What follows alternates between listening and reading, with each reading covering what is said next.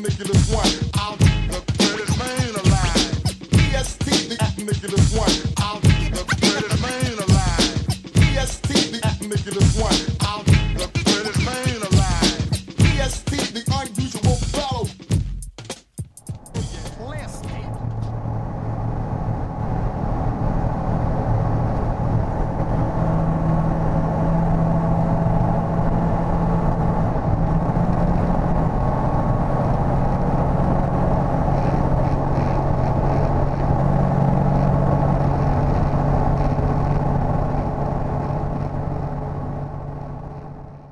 In part two, we talked about, the basic, all the components that you need to get a basic LLC started up. Right now, we're going to go through just the preliminary things you need to do in order for each component to get everything going, put it all together, and then, go on and start building up some business credit. We're not talking about personal credit. This is business credit. I don't know, a lot of things as far as personal go, you can do that you can pretty much do that on your own. Main thing you want to do is you want to separate your business from your personal. That's the best way to get a good start in business credit. When you start mixing your personal credit into your business credit, it could just cause a really big mess later on down the road when it comes time for you to secure capital for your business. So right now, guys, we're going to set it up a basic LLC. We're going to set up a basic LLC, and we're going to separate your personal credit from your business credit. You will thank yourself later for going through these steps. So right now, let's kick off and let's go through each component of getting your business credit started up and getting the LLC started up. Okay, let's go through the list of things you want to do to get just a basic entity set up. First thing you want to do, you want to apply for a business name, and the best way to do that is to get it registered. To get it registered properly, I would have a service do it, and the one that I use is corporatedirect.com. They're pretty good, man. This is the founder right here. Here's a option for the startup kit for your corporation. If you want to use them, it's up to you. But these guys are, they're the best as far as getting a entity started up. Make sure everything's iron-clad. Make sure everything's above board. They'll get you off to a good start. Okay, next thing you want to do is you want to get your EIN number, and here's the page right here for EIN, and right here are all your selections, but we want to concentrate on the employer ID number, or EIN for short. Just click on that, and then it takes you to the EIN page. And this just gives you a preliminary explanation, and this is all the frequently asked questions right here. And this right here is the apply for EIN number online. Let's click on that. And then what it does, it just gives you a quick, just some quick steps as far as what you need to do. And this right here just kind of explains exactly what you can use the EIN for, what you can't use it for. And we'll just click on the apply online now button, and this right here is the EIN assistant, and this helps you just do everything online. But if you don't want to do it online, you can go to there's a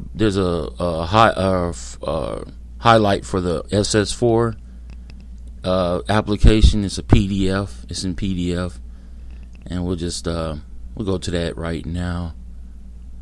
This is the link for it right there, and this is your application. This is your SS4 application for your EIN number, and second, you got 2 pages. One just basically, just goes through whatever you need for the EIN. do you actually need it, and all that good stuff.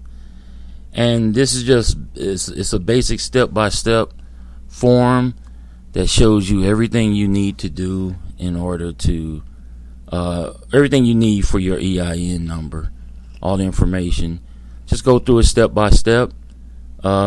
Send it back in, or scan it and send it back to irs.gov, and you should have your EIN, I say, within 2 to 3 weeks.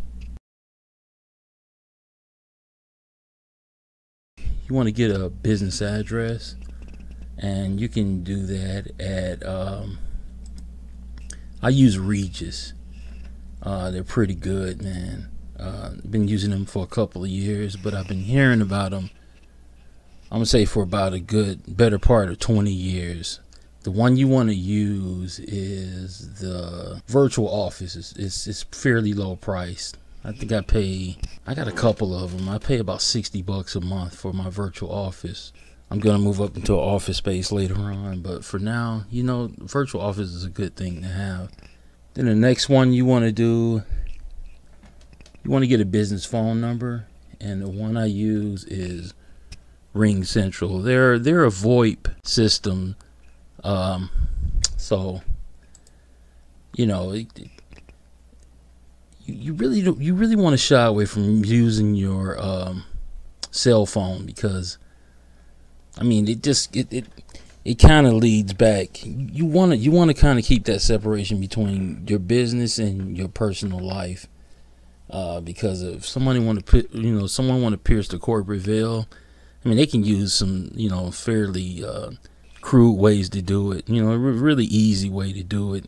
And one of those ways is to find out if you have a personal phone number connected to your business. Head on over to Ring Central or anyone that you can find. I know you can go on Google and just Google top 10 virtual phone system companies, and I think all 10 are fairly good. So, but the one I like personally is Ring Central. Okay, the next one, you want to set up a website. You can go to Wix, you can go to Blogger, pretty much any of them, Yahoo, Google. You can set up just a basic website, and also make sure you get a domain name. Domain names are about $12 a month. $12 a year.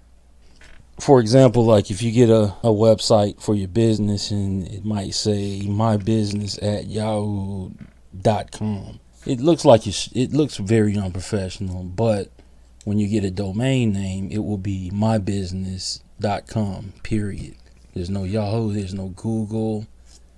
There's nothing else attached to it. It's just yourname.com or .org, either one. So you want to get set up with a website and have a domain name attached to your website. And the next thing you want to do, you want to get an email. And an email is a business email, real basic. I got mine through Google, and like I said, you can use your domain name also, the same domain name from your business website. You can use it on your email also. Looks way more professional.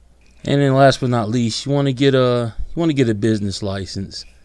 The one I use is, since my business is based in the city of Elk Grove. Just go to the city, whatever city that you're setting your business up in, and then you go to the menu that says licenses. Click on that and bring you to here. And here's the business application right here. This is your business application, and this basically tells you all the rules, things not to do, or the types of businesses that they do not allow in their city. Right here, man. Business license, very, very, very basic. I think I pay maybe $13 a year for my business license. That $13 a year, it packs a big punch. This is what they see when they search for your address. And right here, this is the building where my virtual office is. And I also have an office in this building also. It's very very sophisticated. That's the address right there. When they search, when they do a credit search, or when companies, when you want to do business with companies and they want to kind of vet you and see what kind of business you're running or see where you're located, maybe they want to drop in and talk with you. The first thing they do is they go to Google. All right, this is Google Maps. This is very basic, very crude instrument, but it's very, very effective. I mean, it's 100% effective. And all you have to do is just, put in an address and then just go right here to this map. And what they do is they just click on that. And what they do is, they just search the area. And looking around and seeing what you're about, So what they'll do, they'll go right to the front. And what they're doing, man, they want to see if you are about exactly what you say you were about, if you're up to snuff. So many people get burned in business that, these people, they check you out, man. They check you out thoroughly. But here's an example of if you use your personal address as a business, your home address as a business. It's a company called Catalan Jumpers. Nothing against them. It's a pretty decent business from what I've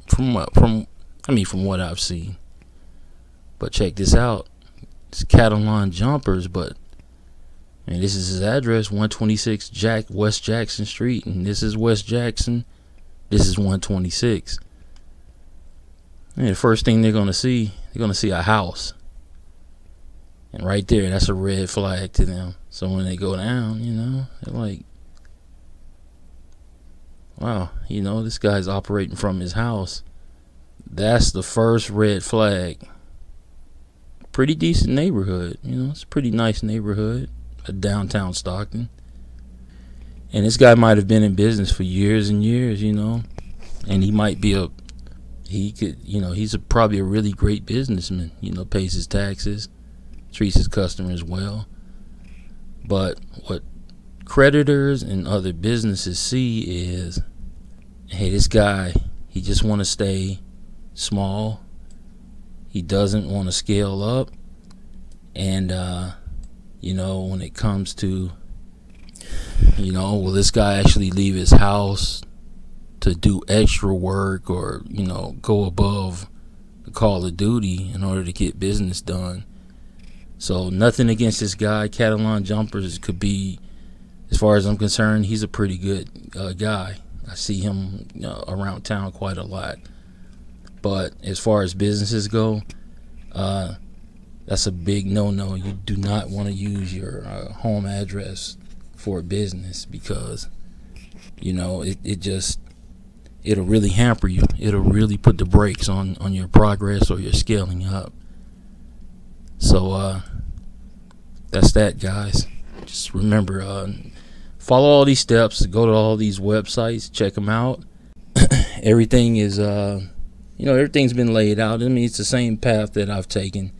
And as far as I'm concerned, it's worked perfectly for me so far.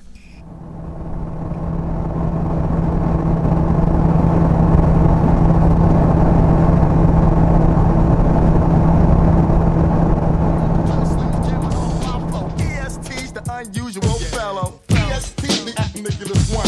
Out the credit man alive. EST, the Nicholas one. Out the credit man alive. EST, the Nicholas one. Out the credit man alive. EST, the Nicholas one.